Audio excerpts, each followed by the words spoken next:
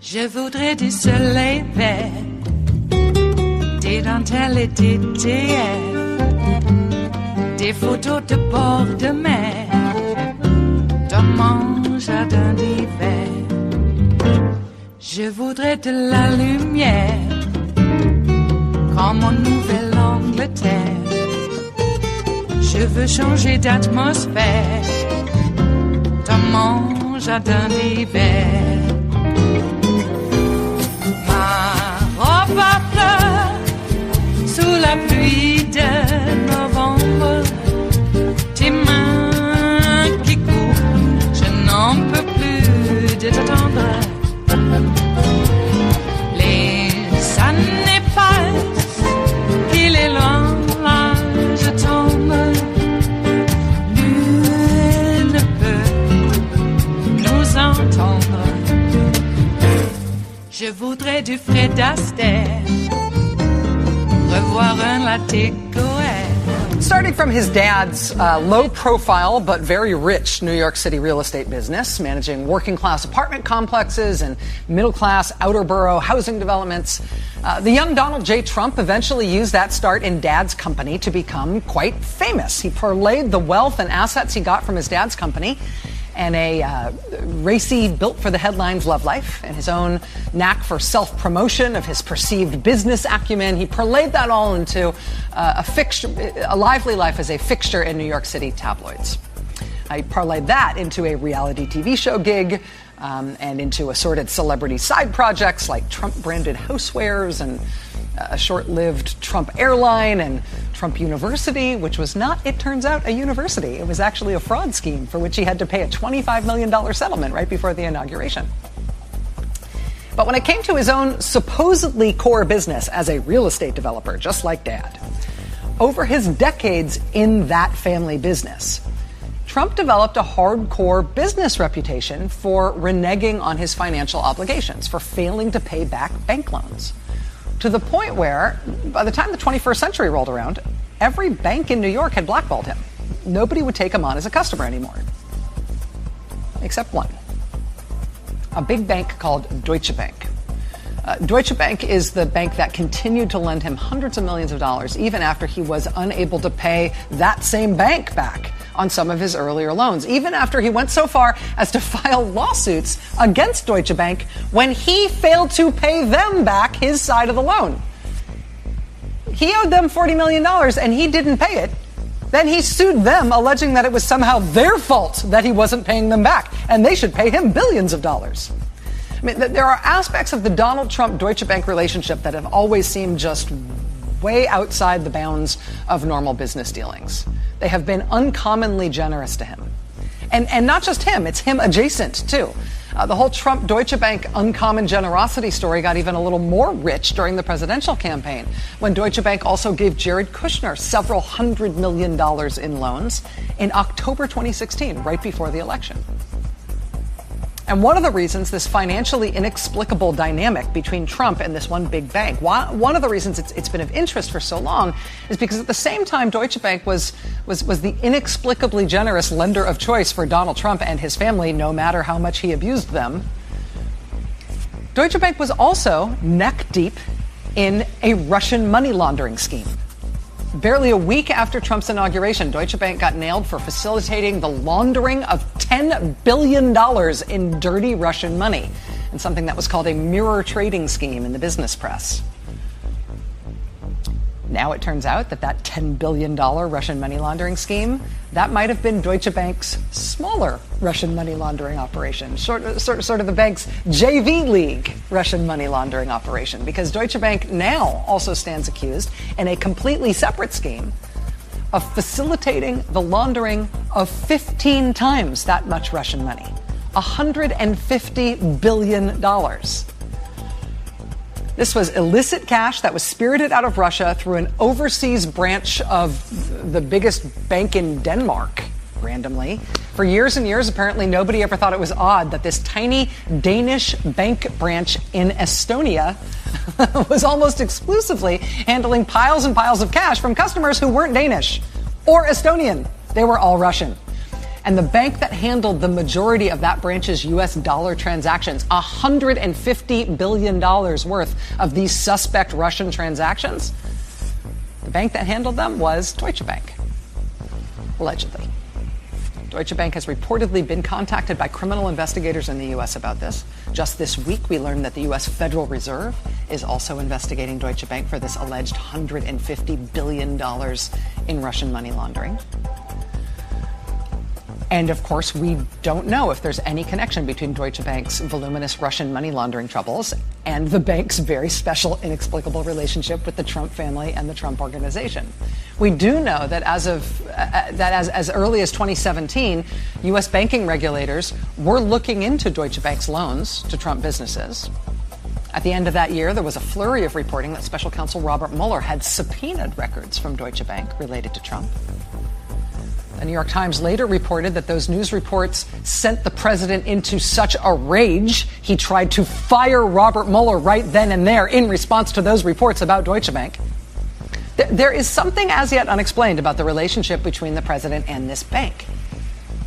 I mean, back in 2008, when things between them by all rights should have fallen completely apart, when Trump owed Deutsche Bank $40 million that he had personally guaranteed, and he announced that not only was he not paying them back, but they should pay him $3 billion too, that crazy lawsuit he tried. I mean, that is like a dramatic way to break up with somebody. That is not a good basis for an ongoing, let alone renewed and deepened relationship. But that's actually what happened between him and Deutsche Bank after that stunt.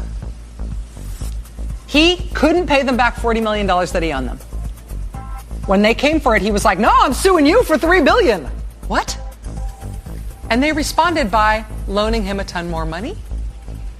And the little twist in that has always seemed inexplicable is that what Deutsche Bank did there was they moved Trump over from another part of their bank to their private wealth division. That's how they got that $40 million payment that Trump wasn't otherwise going to pay them. They got it by letting him borrow it from this other part of their bank. They moved him as a real estate client into this other part of their bank, this private wealth division of their bank, which doesn't deal with real estate at all. It was always really strange. And this is where I point out that a couple of months ago, right after Thanksgiving, when German police raided Deutsche Bank's world headquarters in yet another new separate money laundering investigation that appears to be at least potentially related to Russia, the division of Deutsche Bank that authorities swooped in to search was Deutsche Bank's private wealth management division. The weird part of that bank that they shuttled him into when they started behaving really strangely toward him. And as I said, we don't know if the Deutsche Bank Jenga tower of money laundering problems has anything to do with their relationship with President Trump. Maybe Trump just really knows how to pick them. But there has been a lot, many tens of billions of dollars of illicit Russian money apparently pouring through Deutsche Bank during the time that Deutsche Bank has inexplicably kept finding mysterious pots of cash to lend to a client no bank in its right mind would seem to want. Which has always seemed like something we should know more about. And now it looks like we will. It is Friday, the 25th of January of 2019, and you are in West Coast Cookbook and Speakeasy. I am your chef de cuisine, Justice Putnam, and our daily special is Blue Moon Spirits Fridays. Folks, let's all raise a glass to the arrest of Roger Stone. Leave no stone unturned. I know that's going to be worn out. Hey, if you got Stone, you got at least Individual 1 Junior. You might even get Individual 1. We're on our way, folks. MAGA. More are getting arrested. They are. How many does that make now? Oh my gosh, we can't keep up. And it's only going to get more added. Indeed. Well, that was good news to wake up to. And it was a SWAT team that they didn't break down the door. I wish they had. But the SWAT team got there just before 6 a.m. Local time there in Florida. I think Roger Stone wanted to make sure he had, the proper coat, the proper tie, and the top hat. I'm not sure if he had the top hat. He may have. And looks like his domicile or domiciles in New York were raided also. Interesting now, isn't it? Trump, of course, says Roger Stone has nothing to do with him. Roger Stone was never in the campaign. Roger Stone, who's Roger Stone? If he was around, he was a coffee boy. Never heard of Roger Stone.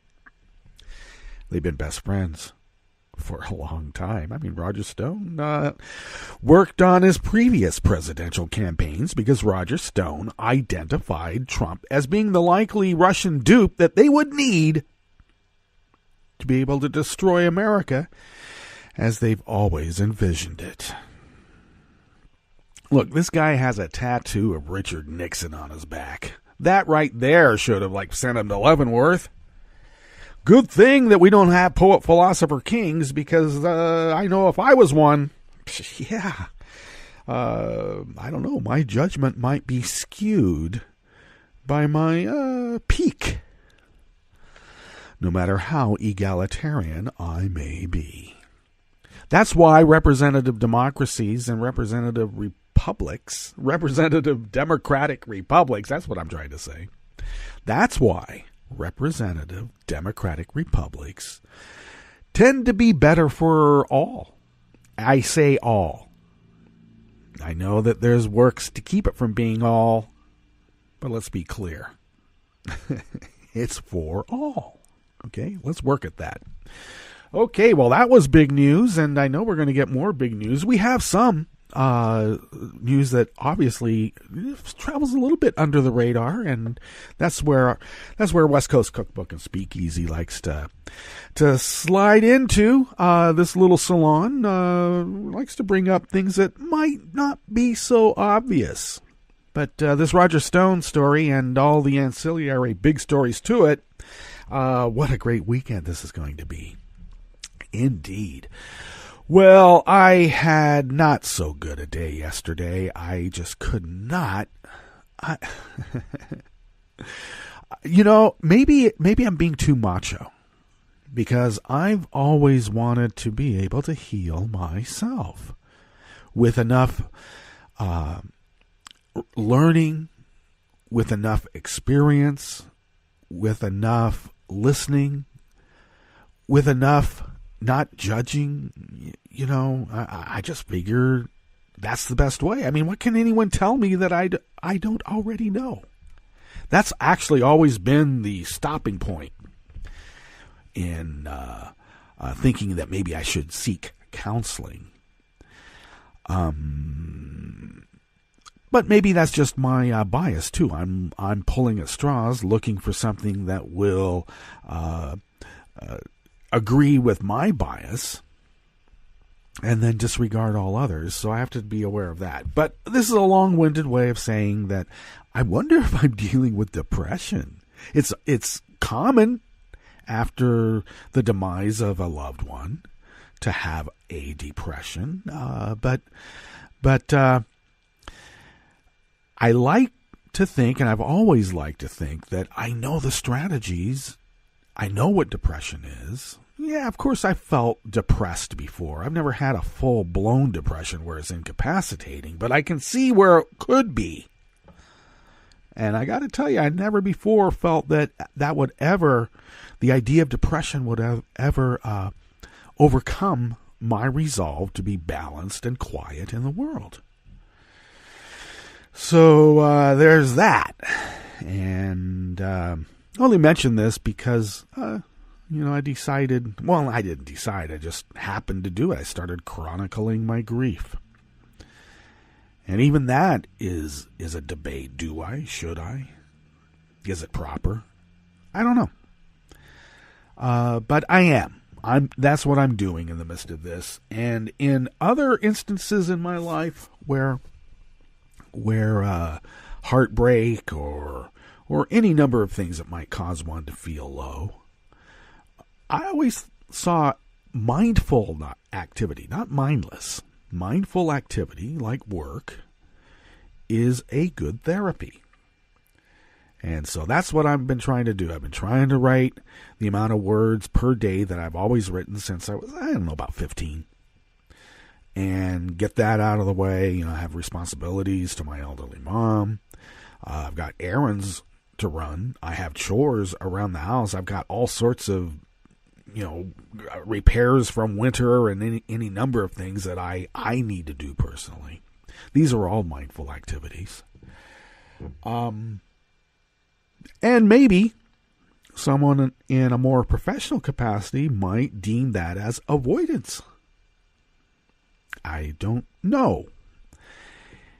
I found that after a time, whatever it is that's caused the dissonance, after a time of mindful activity, whatever is caused the dissonance seems to dissipate to a point where I can deal and laugh about it. Though losing your son when he was 41 years old isn't really something you get to laugh about. So I don't know. All right. Well, that's today's diary. Sorry for burdening you, and I do appreciate you guys listening, so thank you. Well, what's on the menu here? Well, of course, at the top, that was Rachel breaking down the Deutsche Bank story. The story I want to know about Deutsche Bank is that Anthony Kennedy's son worked at Deutsche Bank, and Anthony Kennedy was pressured by the White House to step down early. I want to know that story. I really do. Well, in the Bistro Cafe, we will also be speaking about the health department, that would be Health and Human Services, granted a South Carolina Protestant foster care agency a religious exemption license to discriminate against Jews, Catholics, and pretty much anyone that's not them. Republicans on the U.S. nuclear power regulator approved stripped-down safety rules. Yeah, they don't need to beef them up for earthquakes or floods. Why would anyone want to do that? And California's Pacific Gas and Electric has not run out of money, but is still planning to file for bankruptcy as it faces costly wildfire liabilities. Of course, if you have been adjudicated to be at fault and you've been ordered to pay, well, if you've declared bankruptcy, okay, pennies on the dollar, mofo, pennies on the dollar. After the break, we then move to the chef's table, where the U.S. sent 2 warships through the Taiwan Strait as tensions with China increase. Wag the dog. And as the U.S. prepares to withdraw from the landmark arms control treaty, NATO and Russia fail to resolve a dispute over a new Russian missile that Western allies say is a threat to Europe. All that and more on West Coast Cookbook and Speakeasy. Bon appetit.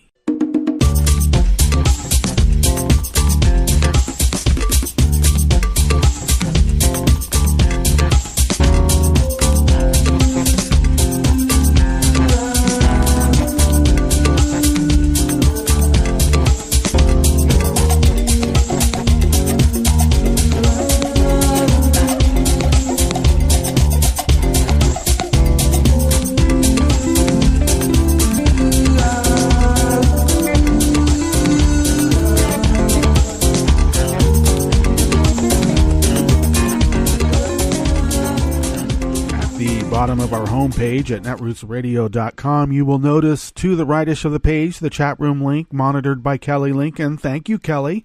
To the leftish of the chat room link at the bottom of our homepage at netrootsradio.com is the contribute button. And if you could become a recurring Patreon of Netroots Radio, your recurring contribution keeps our lights on, the modem working, and Resistance Radio resisting as the founders originally intended. Thank you for your generosity. We are truly unable to do this without you.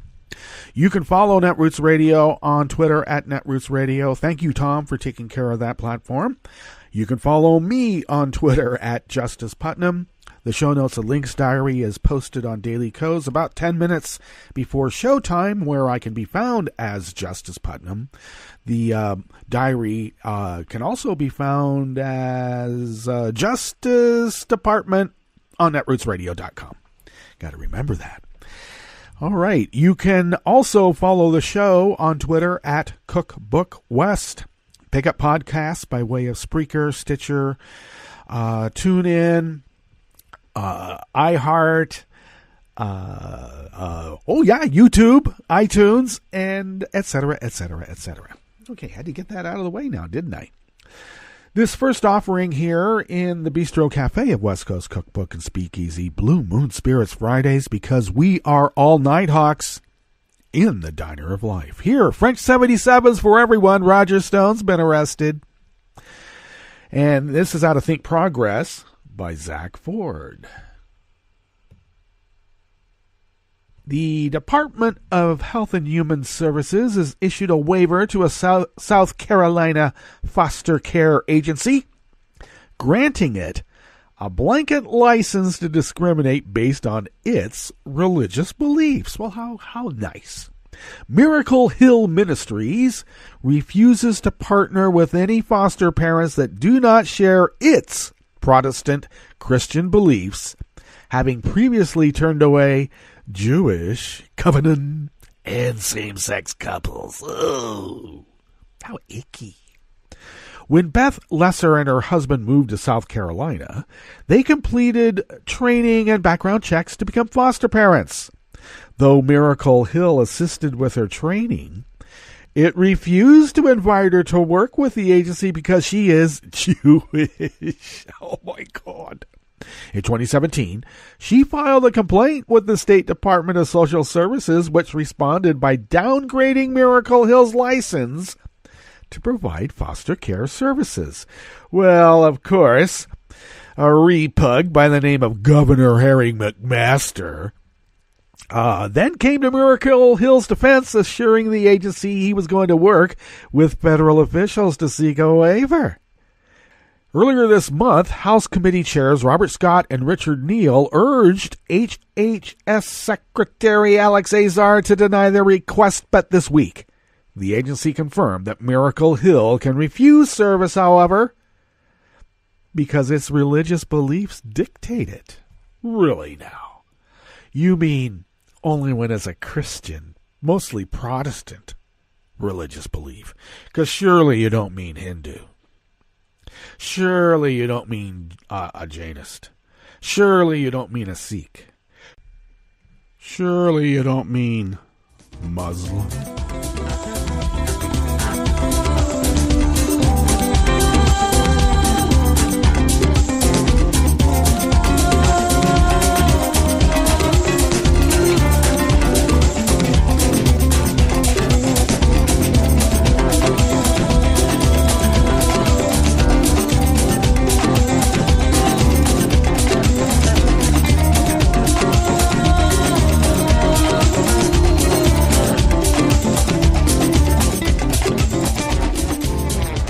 The Gardner of Reuters brings us this next offering here in the Bistro Cafe of West Coast Cookbook and Speakeasy. Republicans on the U.S. Nuclear Power Regulator approved a stripped-down safety rule yesterday that removes the need for nuclear plants to take extra measures based on recent science to protect against hazards such as floods and earthquakes.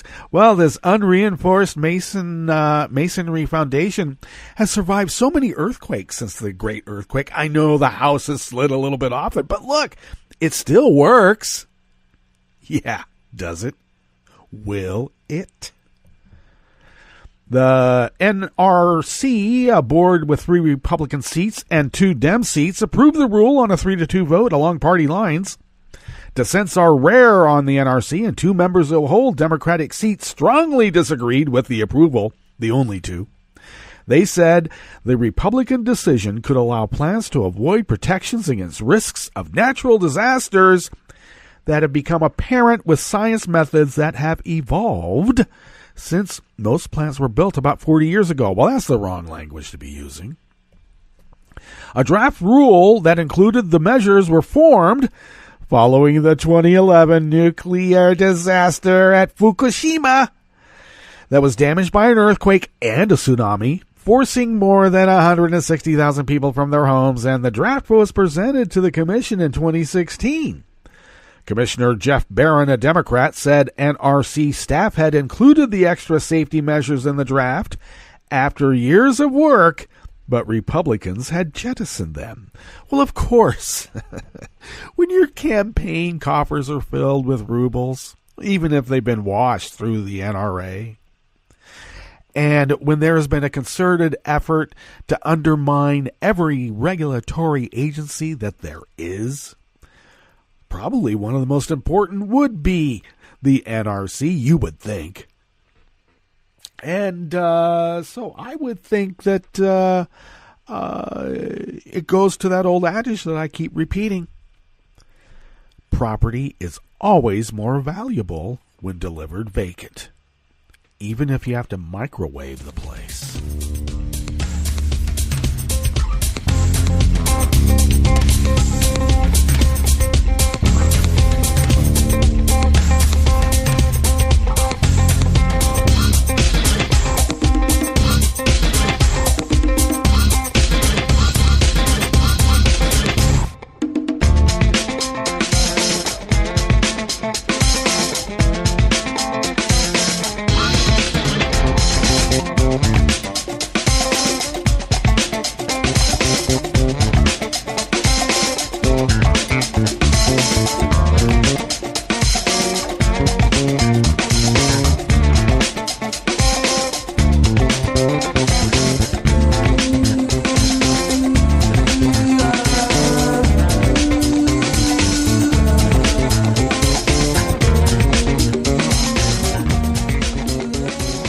Roth of the Los Angeles Times brings us this final offering here in the Bistro Cafe of West Coast Cookbook and Speakeasy. Blue Moon Spirits Fridays.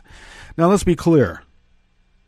Pacific Gas and Electric, California's largest power company, has all the money in the world, but they still plan to file for bankruptcy as soon as next week, in the face of wildfire liabilities that could cost tens of billions of dollars.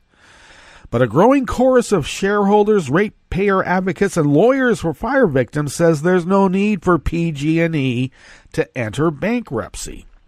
Those critics point to the $1.5 billion, that's like $1.5 billion in cash or cash equivalents PG&E says it has on hand, and the companies claim that it could raise a significant amount of additional capital even without a Chapter 11 filing. Critics also say wildfire liability is far from the urgent crisis PG&E is making it out to be, because it could be years before the company is forced to pay a single penny to fire victims. Yeah, just ask the people in San Bruno. Oh, the ones that are left. The groups questioning PG&E's decision are strange bedfellows, although many of them have a financial interest in keeping the utility out of bankruptcy court. One leading critic of a bankruptcy filing is Blue Mountain Capital Management, LLC, which owns more than 11 million shares of PG&E stock that could be wiped out. Then there are lawyers for victims of the Northern California fires who might see court awards reduced by a bankruptcy judge. Some of those lawyers have joined forces with famed consumer advocate and PG&E foe Aaron Brockovich. Ratepayer watchdogs also suspect PG&E is seeking bankruptcy protection not out of necessity, but as a business strategy, like they've never done that before. Or it's never done before. As a business strategy, it's written right into the business model. Well, they've created this crisis as part of their corporate strategy, and we need to be clear of that. Very clear. All right, let's go ahead and get on to our break. There's much more at the link, so do read the rest of the article.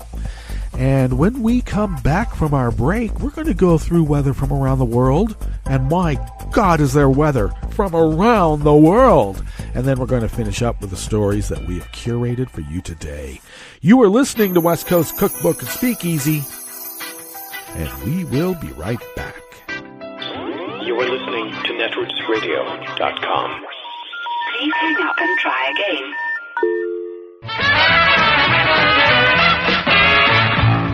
From a point at sea to the circles of your mind, a new force is at work for planetary transformation.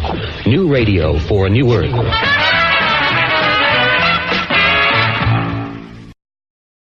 This is Take Two Movie Review. I'm Kim Lowe. This week, Bleak Street. Much like his previous movie, Moonlight, director Barry Jenkins manages to create a beautiful, multi-layered movie out of a sad story. Set in 1970s New York, despite being named for the famous Memphis Blues Boulevard, and based on the novel by James Baldwin, If Beale Street Could Talk tells the tale of a young African-American couple, Fonnie and Tish, as they fall in love and create a family, as tragic events are about to befall. Specifically, it involves Fonnie being falsely accused of rape, just as Tish learns she's pregnant with the couple's first child.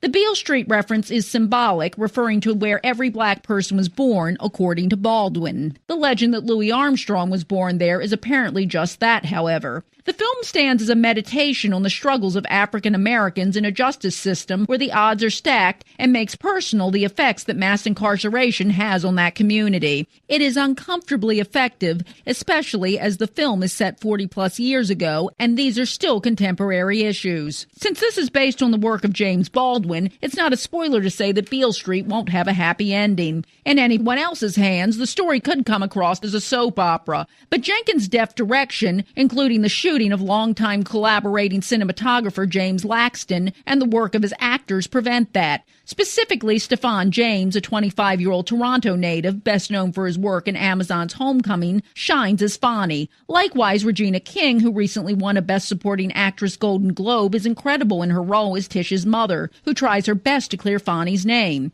If Beale Street Could Talk is a forceful gem of a movie, a worthy follow-up to Moonlight, and one that will likely be similarly remembered during awards season. This has been Take Two Movie Review. I'm Kim Lowe. Catch up with us at TakeTwoMovieReview.com and feed us back on our page on YouTube.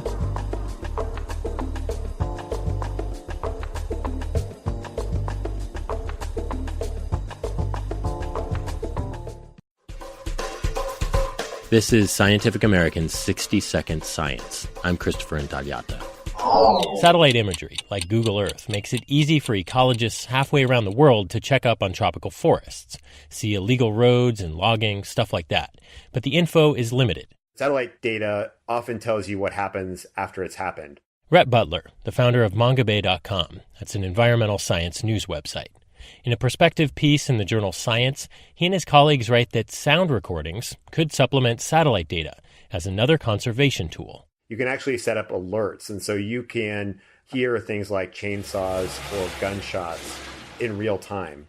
So you can get out ahead of potential deforestation before it occurs. Small audio recorders, some of which are solar-powered and hooked to cell phone grids for data upload, also give ecologists the ability to eavesdrop on a jungle's biodiversity over time. If you're in a primary forest, you'll tend to see all the frequencies of a soundscape occupied by different species.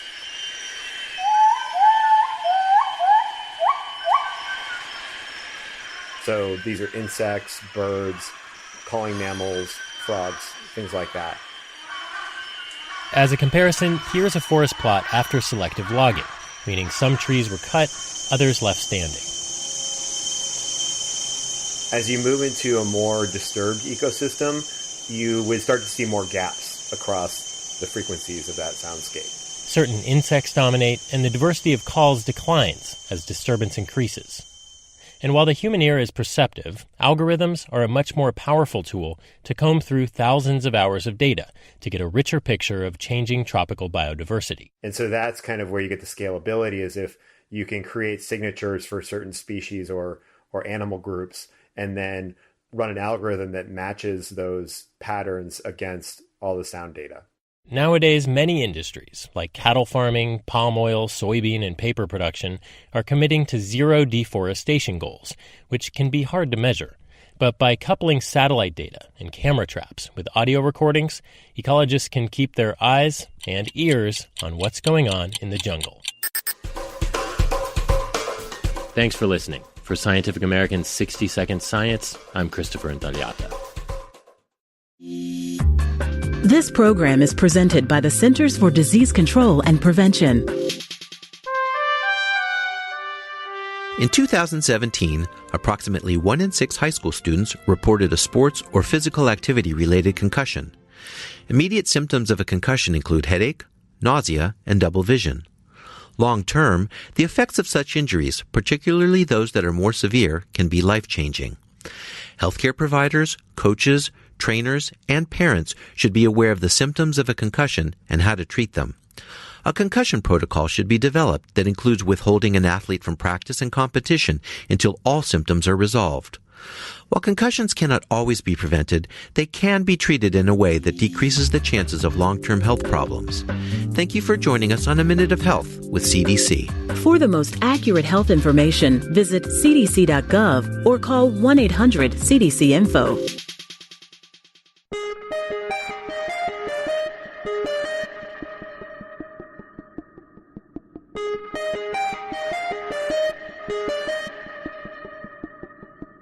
Hi, I'm Tom Hartman, and since you're listening to netrootsradio.com, show your progressive side and go to the donate button on the bottom of the homepage. It's progressives like you who power Netroots Radio and keep the progressive message beaming everywhere 24 hours a day.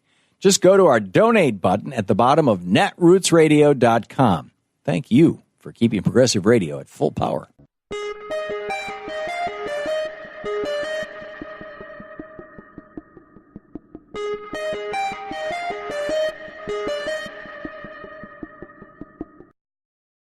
On Election Day 2018, an overwhelming majority of voters in Florida, 65%, approved a state constitutional amendment to restore the right to vote to most people who have been convicted of felonies and completed their sentence. And now, I'm Bill Newman, and this is the Civil Liberties Minute. Even though that constitutional amendment, called Amendment 4, was supposed to automatically go into effect on January 8th and allow former felons to register to vote just like everyone else, the new governor, Ron DeSantis, has claimed that Amendment 4 can't take effect until the legislature, which doesn't even meet till March, approves implementing language. Advocates dispute that, pointing to the fact that nothing in the constitutional amendment itself indicates that any legislation is required, although some local election officials, who control voter rolls and procedures, may be swayed by the governor's statement. In November 2018, more than 5 million Floridians voted in favor of Amendment 4.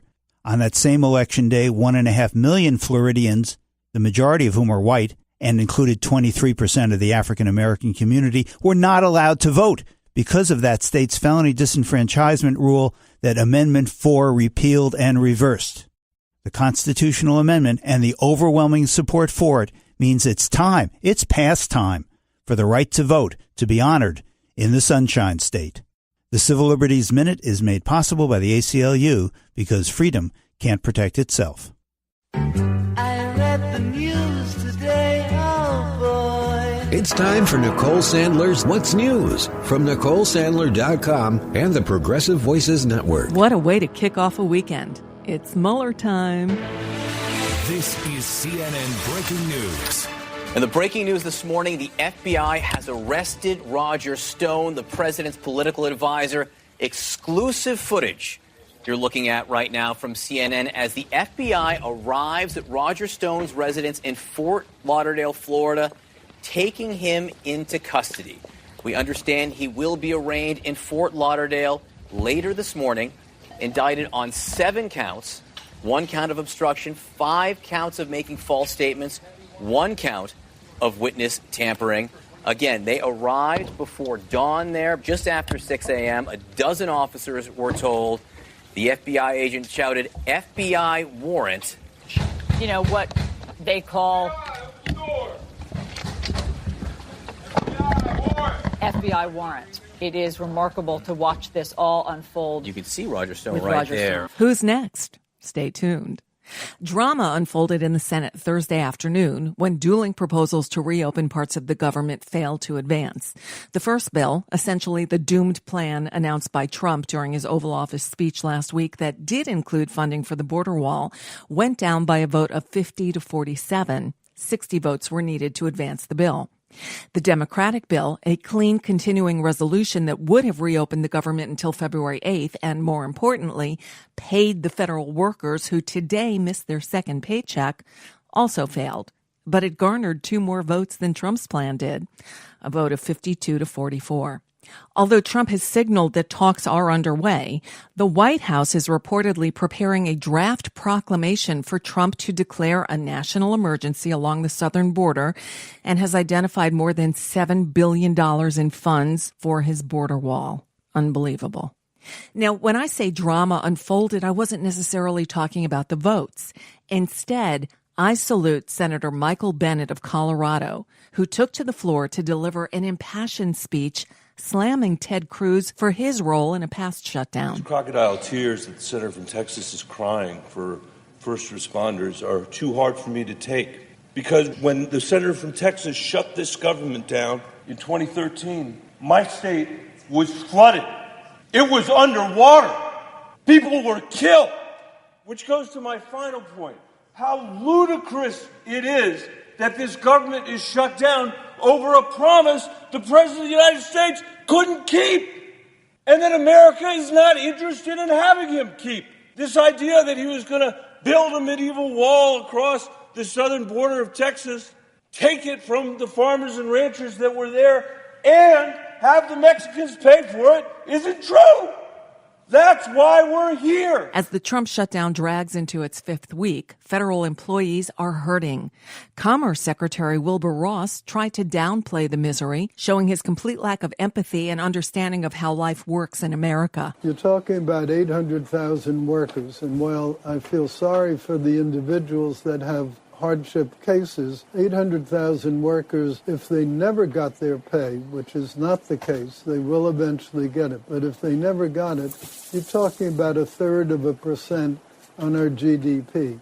So it's not like it's a gigantic number overall. Mr. Secretary, there are reports that there are some federal workers who are going to homeless shelters to get food. Well, I know they are, and I don't really quite understand why, because, as I mentioned before, the obligations that they would undertake, say a borrowing from a bank or a credit union, are in effect federally guaranteed. So the 30 days of pay that some people will be out, there's no real reason why they shouldn't be able to get a loan against it. And we've seen a number of ads from financial institutions doing that. Trump was asked about Ross's comments, showing that he's as clueless as the rest of his cabinet. Mr. President, did you see Wilbur Ross said that he doesn't understand why federal workers would need help getting food? Can you understand? No, I haven't heard the statement, but I do understand that perhaps he should have said it differently. Local people know who they are when they go for groceries and everything else. And I think what Wilbur was probably trying to say is that they will work along. I know banks are working along. If you have mortgages, the mortgagees, the folks collecting the interest and all of those things, they work along. And that's what happens in time like this. They know the people. They've been dealing with them for years, and they work along. The grocery store. And I think that's probably what Wilbur Ross meant. But I haven't seen his statement, no. But he's done a great job. I will tell you that. We now know that Donald Trump has never paid a mortgage or gone to a grocery store and has no conception of what a, quote, great job is. If not for Friday morning's arrest of Roger Stone, our lead story would still be a monster. A Trump administration official overruled intelligence experts who had denied top-secret security clearance for Jared Kushner. Trump's son-in-law's clearance was denied twice by 2 White House security experts because of FBI concerns about foreign influence on him.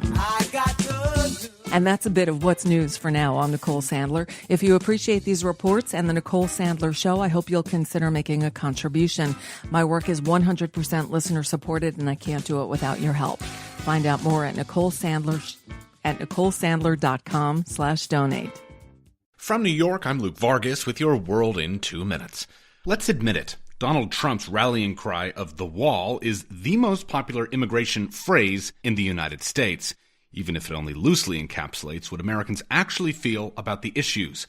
A majority of Americans don't want a border wall and say openness to foreigners is an essential American value, but their collective voices can feel drowned out in the public discourse. A new report suggests ineffective political messaging could be to blame. Our intuition on how to communicate is often wrong. Natalia Bănălescu-Bogdan is an associate director of the international program at the Migration Policy Institute. Part of this intuition is that we should present this very rosy view of diversity, especially if it's something that we really believe in. But these messages can sometimes backfire if they're not seen as cohering with what people are experiencing. For instance, it hardly matters that immigrant labor boosts national GDP if the arrival of immigrants stokes tensions in a local community. You do have to acknowledge conflict, and you have to acknowledge people's lived experiences of immigration and diversity, and not just the sort of benefits in the abstract. And yet those who embrace immigration sometimes can't stop themselves from wanting to emphasize their good work. Shining a spotlight on how you're investing in newcomers might make it seem like you're ignoring the real concerns of people who have been here for a long time. To hit the right note, Bănălescu-Bogdan suggests communicating why acceptance of migrants reinforces positive values like hospitality instead of shaming those who disagree. All information that we consume is personal. It ties into our identity and how we see ourselves and how we want to see ourselves. So people are more likely to seek out information that affirms a positive part of their identity. Luke Vargas, New York.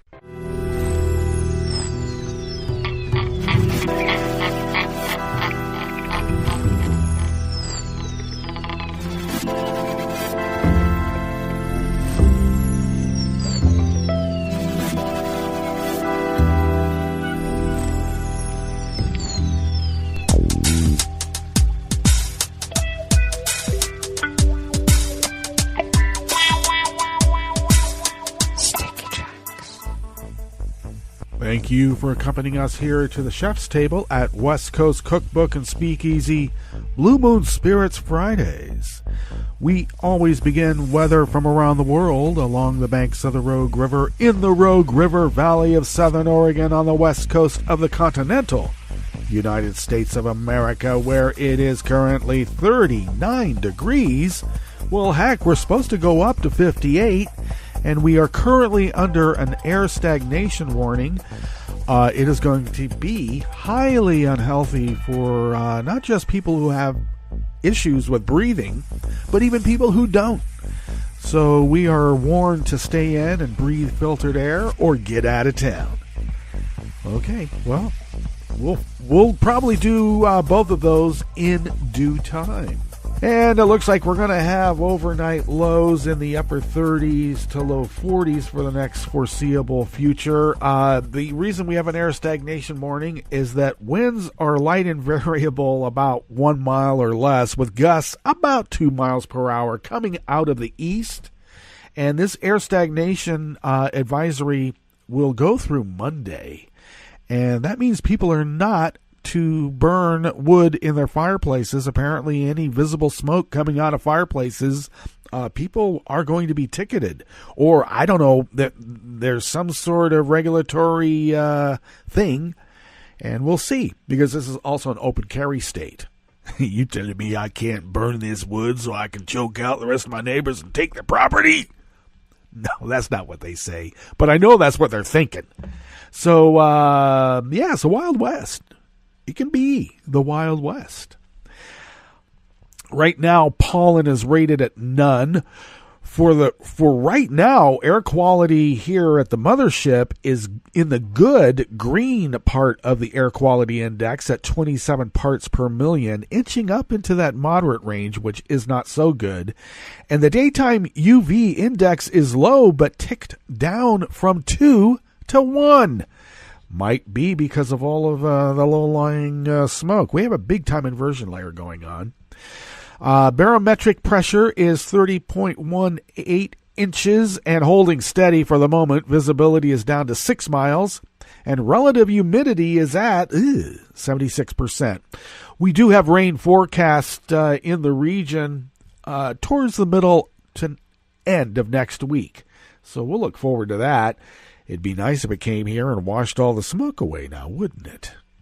And all the bad air, too. All right, weather from around the world is brought to you by People's personal weather stations that they purchased. These people planted these purchased personal weather stations somewhere on their property, and these people positively live around the world. London is 53 and cloudy. Paris is 41 and cloudy. Rome is 44 degrees and sunny, and they have a wind advisory. Oh my. Kiev is 14 and partly cloudy.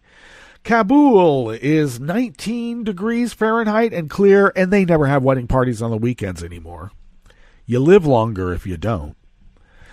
Oh, yes. Hong Kong is 58 degrees and clear. Tokyo is 44 and mostly cloudy. They do have a weather advisory. They've been having very, very bad dry air, and it still continues. A dry air advisory in Tokyo. So, I don't know. Moisten it up. Humidify your air wherever you are. Alrighty. Summertime down in Sydney, Australia is 76 degrees and clear, or getting on to their summer. San Francisco is 48 degrees and sunny. And New York is 37 degrees Fahrenheit, cloudy, with a weather advisory of a small craft advisory warning, with pretty bad gusty winds out of the north on the bays and waterways. So batten down the hatches, button up that top button, hold on to your hats, and stay warm. And that is weather from around the world, brought to you by people's personal weather stations that they purchased. These people planted these purchased personal weather stations somewhere on their property. And these people positively live around the world.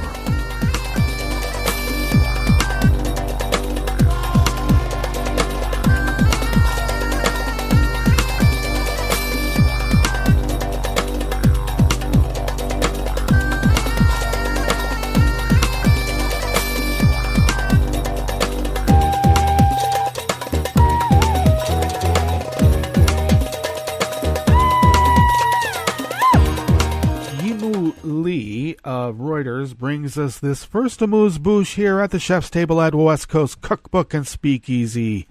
Blue Moon Spirits Fridays. The U.S. sent 2 warships through the Taiwan Strait yesterday in the first such operation this year, as it increases the frequency of transits through the strategic waterway to the extreme concern of China.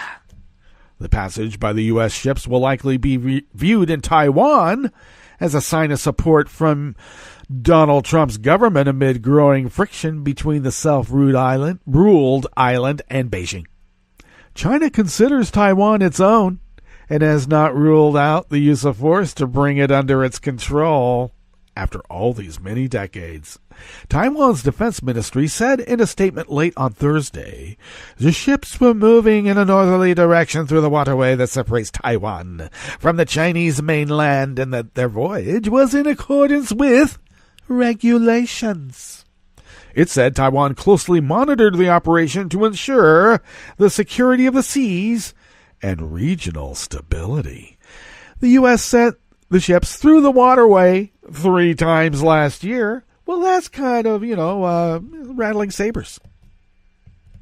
Despite Chinese military technological advances that pose an increased threat to U.S. warships, the U.S. Navy has said it has not ruled out sending an aircraft carrier through the strait, something it has not done in more than 10 years. Wow, that's more than rattling the sabers. That's rattling the cannons. Literally. China has stepped up pressure on Taiwan since President Tsai Ing-wen from the pro-independence ruling party took office in 2016.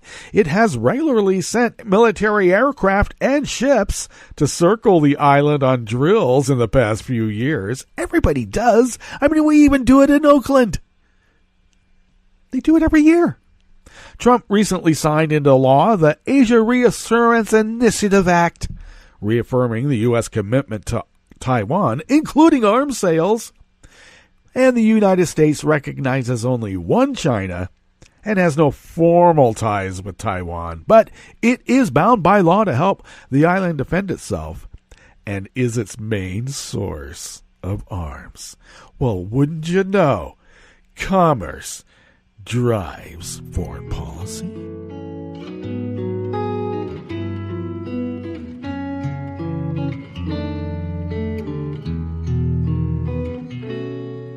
Je te donne seulement l'amour pour la vie entière, la promesse de me trouver à tes genoux.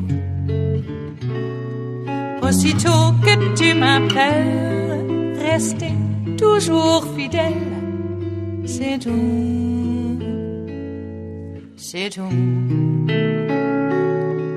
Je te donne tous mes printemps, mes étés de mer, mes automnes quand les feuilles tombent partout. Si ce n'est pas une bonne affaire, je te donne tous mes hivers, c'est tout.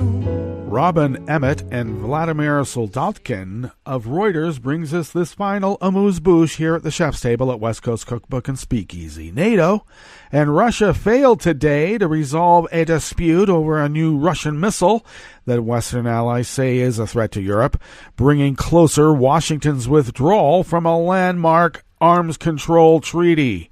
At a meeting of the NATO-Russia Council in Brussels, envoys from NATO's 29 members renewed their call on Moscow's deputy foreign minister to destroy a nuclear-capable cruise missile system before the February 2nd deadline.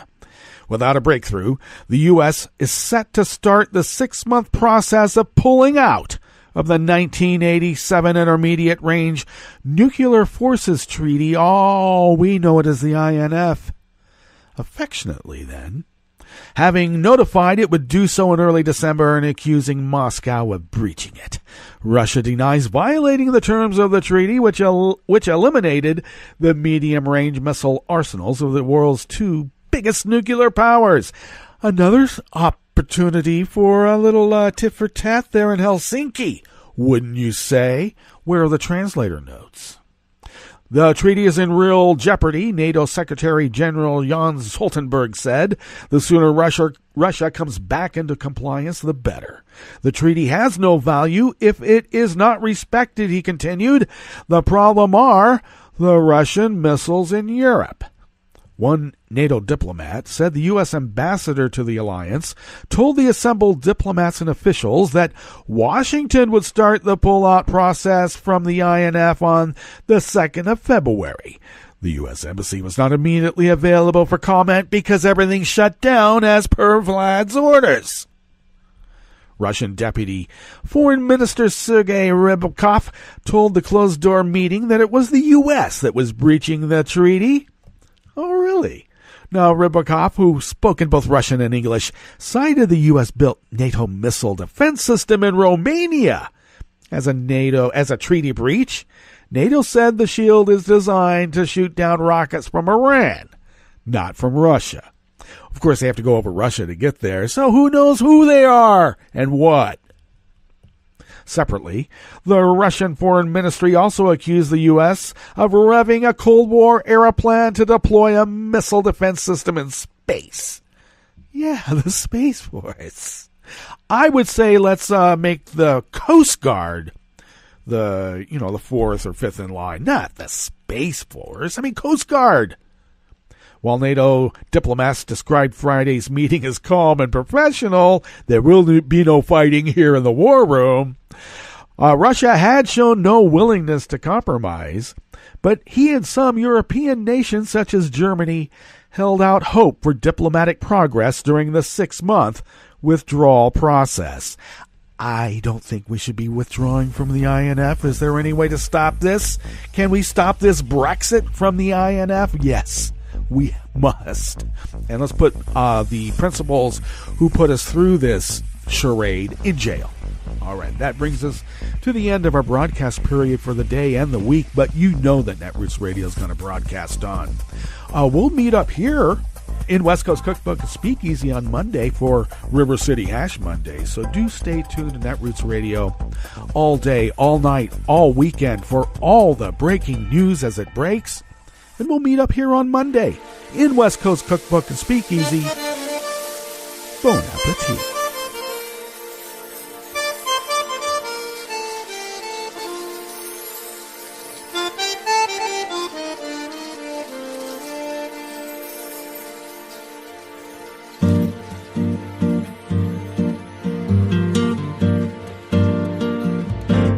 Je voudrais du soleil vert, des dentelles et des théâtres, des photos de bord de mer, dans mon jardin d'hiver. Je voudrais de la lumière, comme en Nouvelle-Angleterre. Je veux changer d'atmosphère, dans mon jardin d'hiver. Ma fleur sous la pluie de novembre, tes mains qui courent, je n'en peux plus de t'attendre. Les années passent, qu'il est loin, là je tombe. Nul ne peut nous entendre. Je voudrais du Fred Astaire, revoir un latte Goël. Je voudrais toujours te plaire dans mon jardin d'hiver. Je veux déjeuner par terre, comme au long de golfe clair, t'embrasser les yeux ouverts dans mon jardin d'hiver.